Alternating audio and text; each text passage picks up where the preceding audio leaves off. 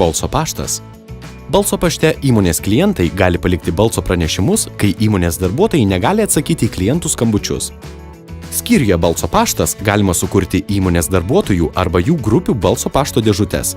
Visos įmonės balso pašto dėžutės atvaizduojamos viršutinėje mobiliosios programėlės juostoje. Klientų paliktus balso pašto pranešimus įmonės darbuotojai gauna į savo mobiliuosius telefonus. Naujai balso pašto dėžutei pridėti reikia nuspausti piktogramą "Pridėti" plius įrašyti balso pašto dėžutės pavadinimą ir nurodyti balso pašto gavėją. Tai atlikus reikia nuspausti piktogramą "Išsaugoti". Balso pašto dėžutė pradės veikti, kai bus sukurtas kreipimosi tekstas. Tai galima padaryti skyriuje garsinis pranešimas ir skambučio nukreipimas. Tai galima padaryti skyriuje skambučių valdymas, pasirinkus telefono numerį ir skambučių nukreipimo tipą. Gauti balso pašto pranešimai saugomi 1 kalendorinį mėnesį. Išsami konfigūracija su pavyzdžiais bus pateikta tolesnėse vaizdo instrukcijose.